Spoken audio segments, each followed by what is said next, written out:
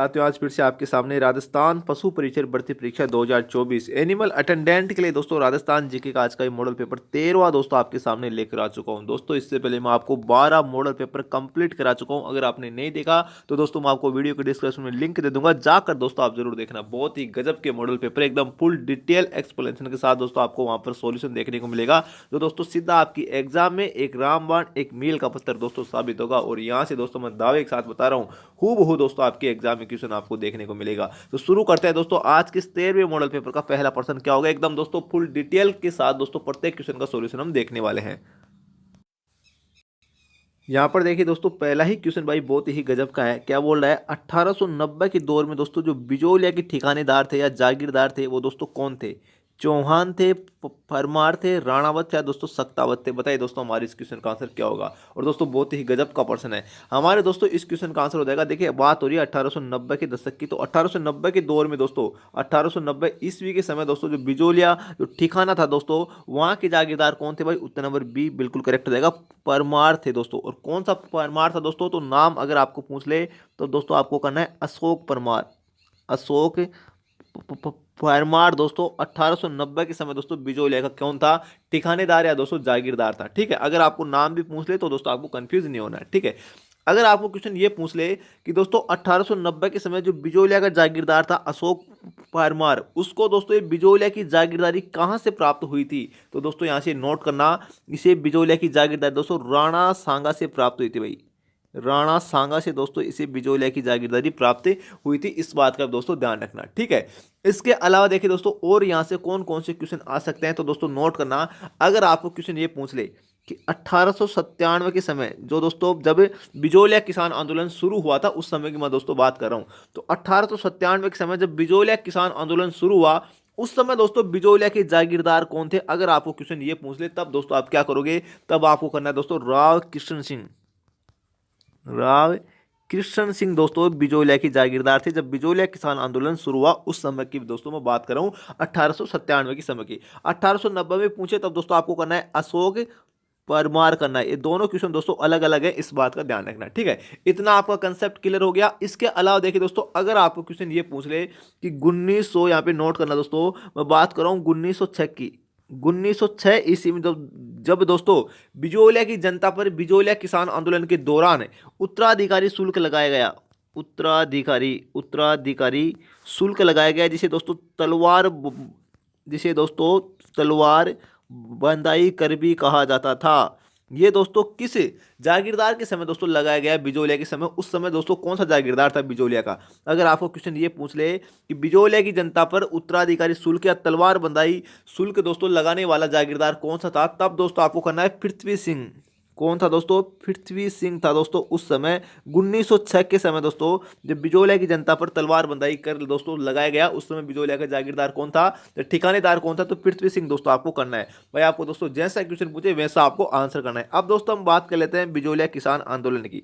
तो बिजोलिया किसान आंदोलन दोस्तों राजस्थान का प्रथम, यहाँ पे नोट करना, राजस्थान का प्रथम संगठित किसान आंदोलन था दोस्तों, इस बात का ध्यान रखना।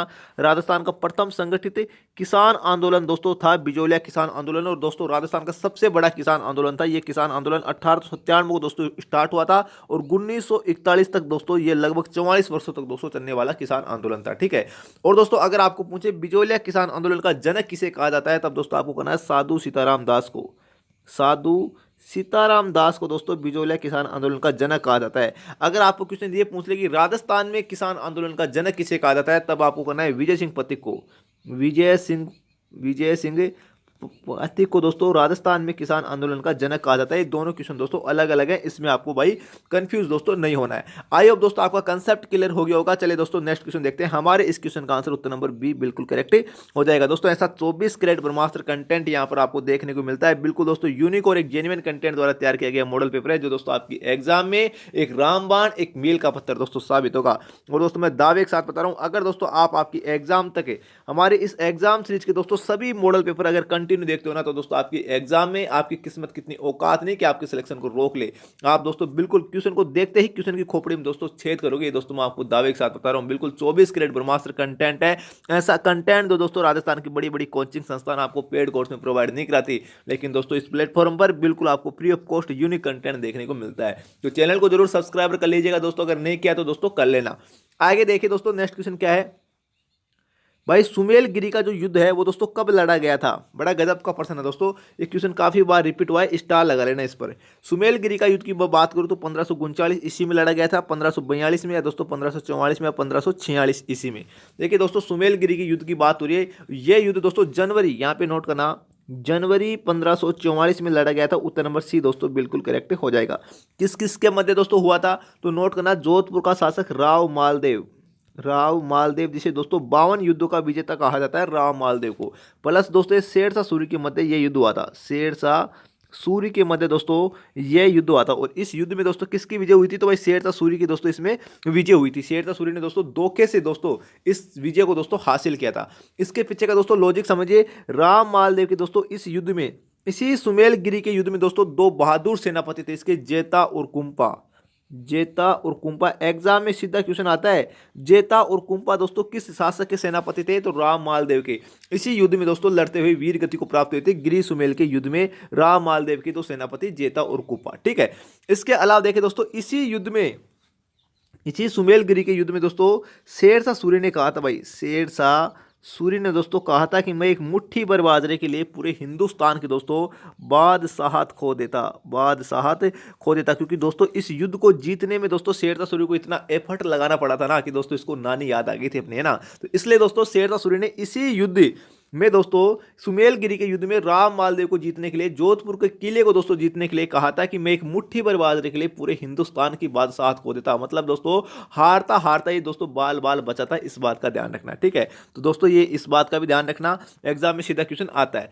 अब दोस्तों देखिए यहां से एग्जाम में एक क्वेश्चन और पूछा जाता है इस सुमेलगिरी के युद्ध से संबंधित है। कौन सा क्वेश्चन दोस्तों यहाँ पे नोट करना, अगर आपको क्वेश्चन ये पूछ ले कि इस सुमेलगिरी के युद्ध में दोस्तों किन दो राजपूत शासकों ने, किन दो राजपूत शासकों ने दोस्तों किसकी सहायता की थी, शेरशाह सूरी की दोस्तों सहायता की थी। तो भाई किस किस का नाम आता है, एक तो दोस्तों नाम आता है वीरम देव ने, वीरम देव ने दोस्तों शेरशाह सूरी की सहायता की थी इस युद्ध में। ठीक है, किसके विरुद्ध, मालदेव के विरुद्ध। और एक था दोस्तों बीकानेर का राव कल्याणमल, राव कल्याणमल, बीकानेर का जो शासक था राव कल्याणमल, इसने दोस्तों शेरशाह सूरी की सहायता की थी। तो दोस्तों ये भी एक बड़ा कारण माना जाता है राम मालदेव का दोस्तों इस युद्ध में हारने का। ठीक है, तो दोस्तों ध्यान रखना, आपको जैसा क्वेश्चन पूछे वैसा आपको आंसर करना है। हमारे दोस्तों इस क्वेश्चन का आंसर क्या हो जाएगा, जनवरी 1544 में सुमेलगिरी का युद्ध लड़ा गया। आई होप दोस्तों आपका कंसेप्ट क्लियर हो गया होगा। चलिए दोस्तों नेक्स्ट क्वेश्चन देख लेते हैं।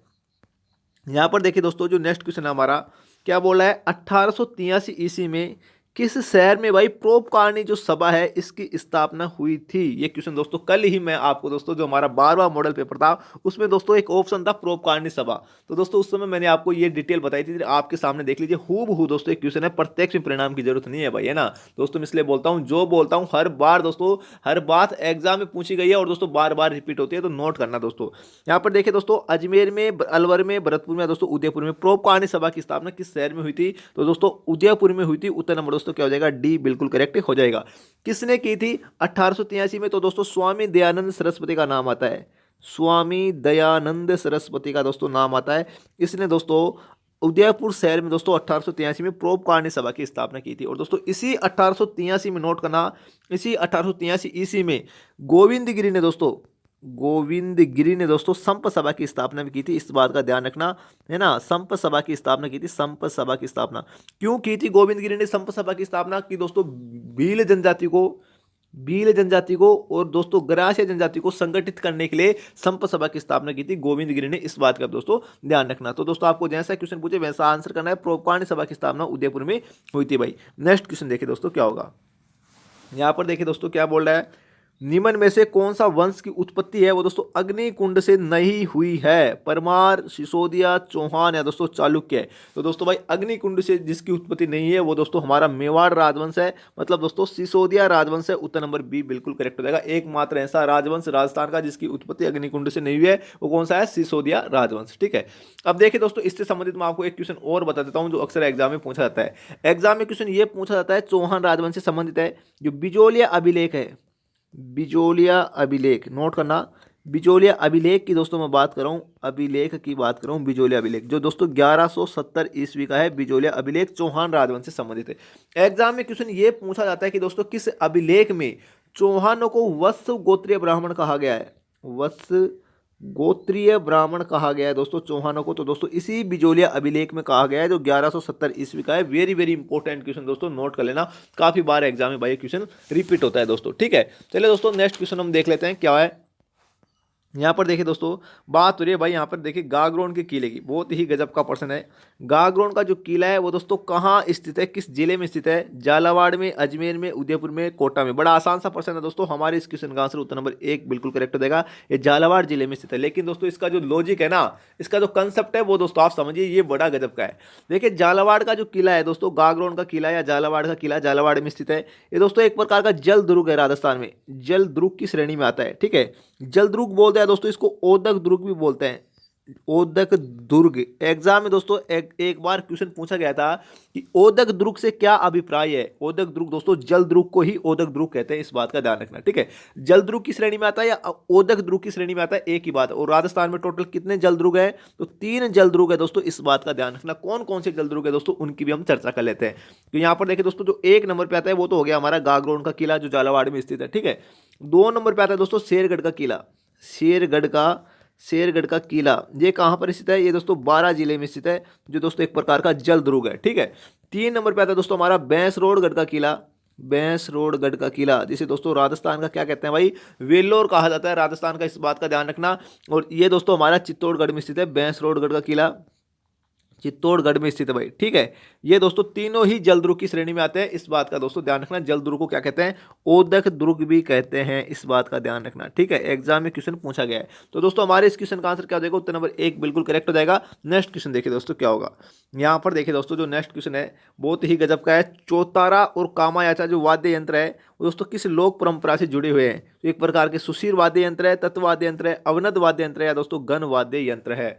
बात हो रही है चौतारा और कामायाचा वाद्य यंत्रों की। ये दोस्तों एक प्रकार के तत्व वाद्य यंत्र होते हैं। उत्तर नंबर बी बिल्कुल करेक्ट हो जाएगा। देखिए दोस्तों मैं बात करता हूं सबसे पहले चौतारा की। चौतारा में दोस्तों 4 तार होते हैं, 4 तार होते हैं। वे वाद्य यंत्र तो दोस्तों जिनमें ये वे वाद्य यंत्र जिनमें दोस्तों तार होते हैं या तार से बजाए जाते हैं तत्वाद्य यंत्र कहलाते हैं, इस बात का भी आपको मालूम होना चाहिए। तो तत्वाद्य यंत्र है, चौतारा में कितने तार होते हैं? 4 तार होते हैं। अब दोस्तों मैं बात कर लेता हूँ कामायाचा की, है ना। कामायाचा दोस्तों जो वाद्य यंत्र होता है वो किस प्रकार का होता है? सारंगी के जैसा होता है, सारंगी जैसा वाद्य यंत्र होता है कामायाचा जो हमारा तत्व वाद्य यंत्र है। और दोस्तों इसमें कितने तार होते हैं? टोटल तो 27 तार होते हैं दोस्तों। कामायाचा में कितने? 27 तार होते हैं। इसके अलावा देखिए दोस्तों जो रावण हत्था एक वाद्य यंत्र और आता है प्रसिद्ध, रावण हत्था, ये भी दोस्तों तत्वाद्य यंत्र होता है। और इस रावण हत्था में दोस्तों 9 तार होते हैं। कितने तार होते हैं?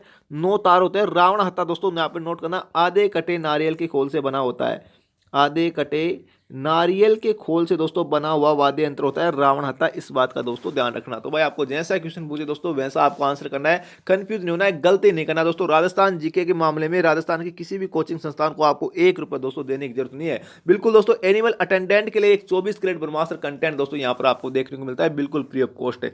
चलिए दोस्तों नेक्स्ट क्वेश्चन देख लेते हैं क्या होगा। यहाँ पर देखिए दोस्तों नेक्स्ट क्वेश्चन है भाई, स्टार लगा लेना इस क्वेश्चन पर, काफी बार दोस्तों राजस्थान कर्मचारी चयन बोर्ड द्वारा क्वेश्चन रिपीट हुआ है। देखिए राजस्थान रिफाइनरी की दोस्तों बात हो रही है, राजस्थान रिफाइनरी पचपदरा की बात हो रही है। वर्तमान में कहाँ स्थित है? बालोतरा जिले में दोस्तों, बालोतरा जिले में दोस्तों स्थित है। अगर बालोतरा आपको ऑप्शन में नहीं देखने को मिले तब आपको क्या करना है? बाड़मेर करना है। ठीक है, ये बात मैं आपको पहले ही क्लियर कर देता हूँ। तो राजस्थान रिफाइनरी पचपदरा के बारे में निम्न में से दोस्तों कौन सा कथन सही नहीं है?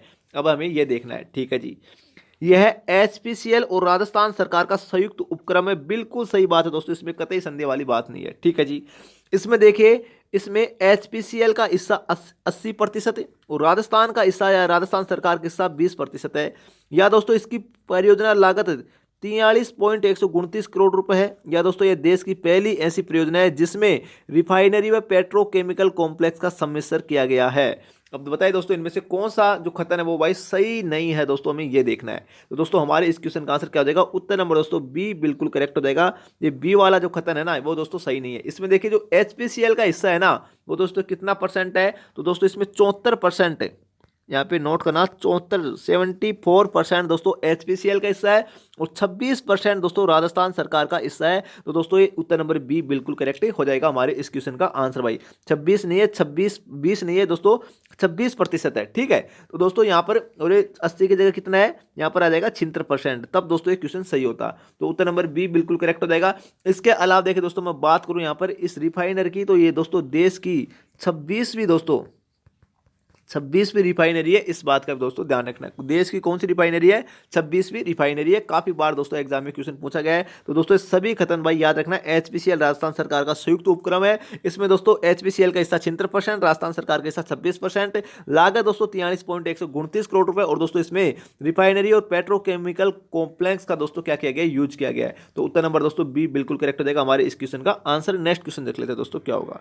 यहां पर देखिए दोस्तों नेक्स्ट क्वेश्चन है वो क्या बोल रहा है, राजस्थान में जो 12वीं पंचवर्षीय योजना है इसकी समय अवधि दोस्तों क्या है, 2012 से 2007, यहाँ पे नोट करना, या दोस्तों 2007 से 2012, 2002 से 2007, या दोस्तों 2017 से 2022।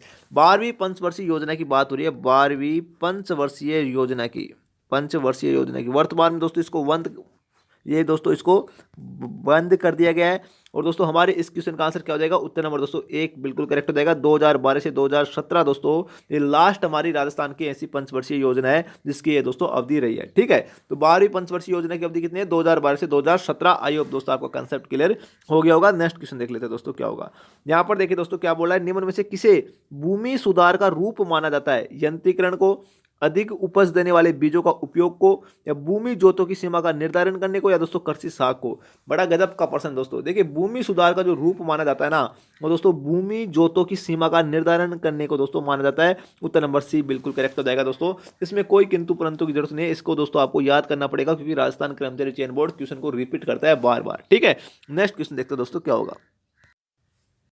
यहाँ पर देखिए दोस्तों नेक्स्ट क्वेश्चन की मैं बात कर रहा हूँ भाई, राजस्थान के किस प्रदेश में अजरक प्रिंट प्रसिद्ध है। अजरक प्रिंट कहाँ की प्रसिद्ध है, उदयपुर की, भीलवाड़ा की, बाड़मेर की, दोस्तों सांगानेर की। अजरक प्रिंट तो दोस्तों हमारी मलिर प्रिंट, सामान्य अजरक प्रिंट, ये सभी दोस्तों बाड़मेर की प्रसिद्ध है। उत्तर नंबर सी बिल्कुल करेक्ट हो जाएगा। मलिर प्रिंट भी कहते हैं इसे, मलिर प्रिंट के नाम से भी दोस्तों जाना जाता है, ये बाड़मेर की प्रसिद्ध है भाई। ठीक है, तो उत्तर नंबर सी दोस्तों बिल्कुल करेक्ट हो जाएगा। अगर आपको पूछे कि राजस्थान में जटपट्टी उद्योग कहाँ का प्रसिद्ध है, जटपट्टी उद्योग पूछे तो दोस्तों ये बाड़मेर में एक गांव है जिसका नाम है जसोल। ज- ज- जसोल गांव है दोस्तों, जहां का दोस्तों जटपट्टी उद्योग प्रसिद्ध है। इस बात का थोड़ा सा भाई ध्यान रखना। नेक्स्ट क्वेश्चन देखिए दोस्तों क्या होगा। यहां पर देखिए दोस्तों क्या बोला है, निम्न में से क्या राजस्थान की हरित क्रांति से संबंधित नहीं है। कौन सा दोस्तों राजस्थान की हरित क्रांति से संबंधित नहीं है, हाइब्रिड बीजों का उपयोग को दोस्तों यूज करना, या दोस्तों इनके उपयोग को बढ़ाना। बिल्कुल सही बात है दोस्तों, राजस्थान हरित क्रांति से संबंधित है। उर्वरकों एवं कीटनाशकों का उपयोग को घटाना, ये बात ही बिल्कुल सही है। सहकारी ऋण एवं सुविधाओं का दोस्तों बढ़ना और सकल कृषि क्षेत्र का बढ़ाना। बताइए दोस्तों हमारे इस क्वेश्चन का आंसर क्या होगा। भाई बहुत ही गजब का प्रश्न दोस्तों, और हमारे इस क्वेश्चन का आंसर दोस्तों उत्तर नंबर क्या हो जाएगा, उपयोग। दोस्तों यहाँ पर देखिए उर्वरकों और कीटनाशकों का उपयोग को घटाने की दोस्तों ये बात कर रहा है, और हमारे इस क्वेश्चन का आंसर क्या हो जाएगा, उपयोग को दोस्तों। उत्तर नंबर दोस्तों सी बिल्कुल करेक्ट हो जाएगा। सहकारी ऋण सुविधाओं का दोस्तों क्या है, बढ़ाना। ये दोस्तों ये थोड़ी इसका एक प्रकार का उद्देश्य हो सकता है। तो उत्तर नंबर सी दोस्तों इस क्वेश्चन का आंसर बिल्कुल करेक्ट हो जाएगा। नेक्स्ट क्वेश्चन देखिए दोस्तों क्या होगा। यहाँ पर देखिए दोस्तों बहुत ही गजब का प्रश्न दोस्तों, प्रत्यक्ष में परिणाम की जरूरत नहीं है भाई। थोड़े दिन पहले ही दोस्तों मैं आपको राज सिक्कों के बारे में कंप्लीट डिटेल दोस्तों मैं आपको बता चुका हूँ। राजस्थान के प्रमुख निगम संस्थान और दोस्तों जो बोर्ड थे, वो वाला जो वीडियो जो है उसका, अगर आपने वो वीडियो नहीं देखा तो दोस्तों वीडियो के डिस्क्रिप्शन में लिंक दे दूंगा, जाकर देखना। उसमें दोस्तों मैं राज सिक्कों की कंप्लीट डिटेल दोस्तों आपको बता रखा हूँ। तो यहाँ पर देखिए दोस्तों प्रत्यक्ष में परिणाम की जरूरत नहीं है। आपके सामने क्वेश्चन है, लघु उद्योगों की सहायता के लिए राजस्थान लघु उद्योग कॉरपोरेशन लिमिटेड, जिसको हिंदी में कहते हैं राजसिको। ठीक है, इसकी स्थापना दोस्तों कब की गई थी, मैंने दोस्तों इसके बारे में कंप्लीट डिटेल आपको बता दिया हूं। देखिए 1955 में, 1975 में, 1965 में, 1961 में। राज सिक्कों की स्थापना कब की गई, तो दोस्तों 3 जून 1961 में भाई, है ना, 3 जून 1961 में दोस्तों राज सिक्कों की स्थापना की गई है। उत्तर नंबर डी बिल्कुल करेक्ट हो जाएगा। राज सिक्को संस्था क्या है, ये संस्था है जो दोस्तों राजस्थान में लघु उद्योगों, यहाँ पे नोट करना, राजस्थान में लघु उद्योगों और जो हस्तशिल्प, जो दोस्तों हस्तशिल्प वस्तुओं का दोस्तों क्या करती है, आदान प्रदान करती है, उनके लिए दोस्तों वित्तीय सहायता एवं कच्चा माल दोस्तों प्रोवाइड कराती है राज सिक्को संस्था। अगर आपको क्वेश्चन ये पूछ ले कि कौन सी संस्था हस्तशिल्पियों से दोस्तों उनके द्वारा उत्पादित हस्तशिल्प वस्तुओं को सीधे दोस्तों खरीदती है, तो दोस्तों ये राज सिक्को संस्था ही है। इसके बारे में दोस्तों मैं आपको कंप्लीट डिटेल दोस्तों बता चुका हूं। अगर आपने नहीं देखा तो वीडियो को डिस्क्रिप्शन में आपको लिंक दे दूंगा, जाकर दोस्तों जरूर देखना, बहुत ही गजब की दोस्तों डिटेल में आपको बता चुका हूं। 3 जून 1961 को दोस्तों इसकी स्थापना हो चुकी है। नेक्स्ट क्वेश्चन देखिए दोस्तों क्या होगा। देखिए जो जयपुर मेट्रो रेल प्रोजेक्ट है दोस्तों, वो किसके द्वारा दोस्तों वित्त पोषित किया गया है, विश्व बैंक के द्वारा, शिशु विकास प्राधिकरण के द्वारा, एशियन विकास बैंक के द्वारा, जापानी सरकार के द्वारा। देखिए जो जयपुर मेट्रो जो हमारी चलती है वो दोस्तों कौन से बैंक के द्वारा दोस्तों उसका वित्त पोषण किया गया है, तो एडीबी के द्वारा दोस्तों, एशियन डेवलपमेंट बैंक के द्वारा दोस्तों, एशियन विकास बैंक के द्वारा दोस्तों इसका क्या किया गया भाई, वित्त पोषण किया गया। और दोस्तों वर्तमान में जो ये मेट्रो ट्रेन चलती है राजस्थान में दोस्तों, कहां से कहां तक चलती है, जयपुर की बात करूं, जयपुर में दोस्तों कहां से कहां तक चलती है, तो दोस्तों यहाँ पे नोट करना, बड़ी चौपड़ से लेकर मानसरोवर तक है, बड़ी चौपड़ से लेकर दोस्तों ये मानसरोवर तक दोस्तों ये हमारी मेट्रो ट्रेन चलती है, मानसरोवर तक। इस बात का दोस्तों थोड़ा सा ध्यान रखना भाई, ठीक है। नेक्स्ट क्वेश्चन देखिए दोस्तों क्या होगा। इस क्वेश्चन को भाई रट लेना, इसमें कोई किंतु परंतु नहीं है, आपको दोस्तों याद ही करना पड़ेगा। राजस्थान काश्तकारी अधिनियम किस वर्ष लागू हुआ था, 1955, 1959, 1952 या 1949। तो दोस्तों 1955 को दोस्तों क्या हुआ था भाई, लागू हुआ था, इस बात का ध्यान रखना। उत्तर नंबर 1 बिल्कुल करेक्ट हो जाएगा। रट के जाना, राजस्थान काश्तकारी अधिनियम काफी बार एग्जाम में पूछा गया है, ठीक है। तो उत्तर नंबर 1 बिल्कुल करेक्ट हो जाएगा। आई होप दोस्तों आपका कंसेप्ट क्लियर हो गया होगा। ये दोस्तों हमारा आज का था 13वां मॉडल पेपर। इससे पहले दोस्तों मैं आपको 12 मॉडल पेपर कंप्लीट करा चुका हूं फुल डिटेल के साथ दोस्तों। प्रत्येक क्वेश्चन का सॉल्यूशन वहां पर आपको देखने को मिलेगा। नहीं देखा तो वीडियो को डिस्क्रिप्शन में आपको लिंक दे दूंगा, जाकर दोस्तों आप जरूर देखना। अगर आपने दोस्तों अभी तक चैनल को जरूर सब्सक्राइब कर लेना यार, चैनल को सब्सक्राइब नहीं किया तो कर लेना, उसके दोस्तों कोई चार्ज नहीं है, बस आप दोस्तों सब्सक्राइब कर दोगे तो हमें दोस्तों थोड़ा सा मोटिवेशन मिल जाता है, और दोस्तों कुछ नहीं है। आज के लिए दोस्तों इतना है, तब तक के लिए जय हिंद जय भारत, थैंक यू। मिलते हैं दोस्तों नेक्स्ट क्लास में जल्द ही।